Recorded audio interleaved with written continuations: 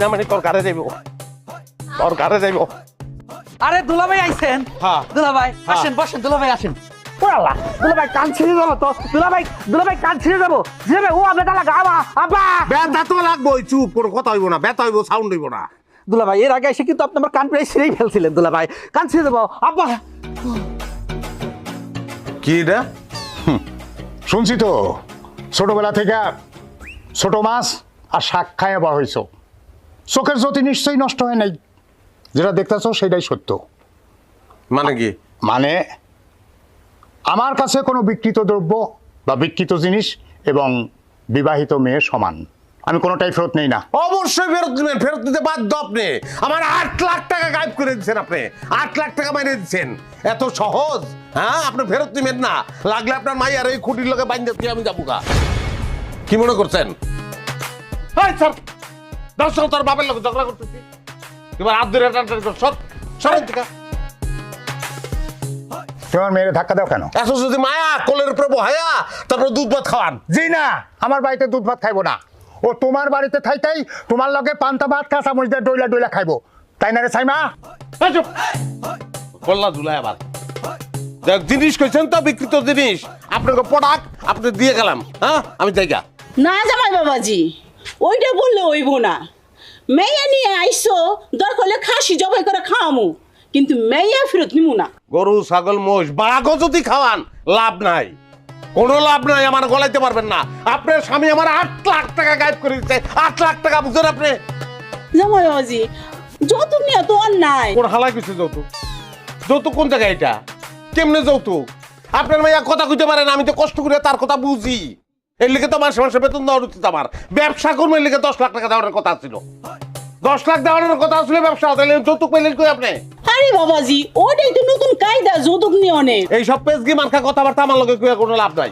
আপনাকে মাইয়া লই আইছি, কারণ আপনারা নিবেন কি নিবেন না ওইটা কর। নিমু না। পুরা হালাত জিকে এও তো ভুল করছি, আমি আইছি তো দিতে, আমি দিয়া যাবই। এই যে দেখেন দিয়ে গেলাম, আপনার মাইয়া সব ঠিকঠাক আছে, অক্ষত অবস্থায় আছে, চোখ নাক চুল মাথা সব ঠিক আছে। লাগলে একটা হাতুড়িয়াই না আড্ডির মধ্যে বাড়ি দিয়ে দেখেন সব ঠিক আছে, আগের থেকে ভালো আছে, স্বাস্থ্য ভালো হয়েছে, 2 মাস না খাই লইব। যা এই, তোমার বউ অত কথা শুনতে চাই না, তোমার বউ তোমার কাছে রাখো, যাও।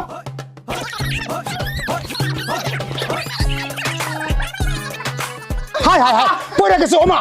না পরে না এখানে থাকবো, এই লোক বইছে, রেখে গেলাম, আমি যাই।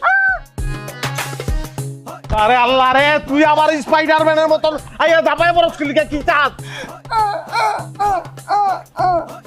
আমার লগে যাবি আমগো বাড়ি পাবনা মেন্টাল হসপিটালে। সব পাগল হইছে, যদি আমার কামড়ায় পাগল বানায় হালায়, তাও তোরে লই আমি আমার বাড়িতে যাবো না। তুই তোর বাপের বাড়িতে থাকবি, তোর বাপের গেডির উপর বইয়া রক্ত চুষা খাবি, তোর মার গেডির উপর বইয়া রক্ত চুষা, হ্যাঁ 100 টাকা বেশি খাবি, হ্যাঁ বেশি খারাপ। জামাই, তুমি কিন্তু অতিরিক্ত করতাছো। অতিরিক্ত কিছুই দেখেন না আপনি, অতিরিক্ত কারে কয় আপনি জানেন না। 8 লাখ টাকা বুঝেন, আপনার স্বামী আমার 8 লাখ টাকা গায়েব করে দিচ্ছে, 8 লাখ। এই যে আপনাকে মাইয়া থুয়ে গেলাম, সামলান আপনাকে মাইয়ারে, আমি গেলাম, ধরে রাখেন। কেমনটা লাগে?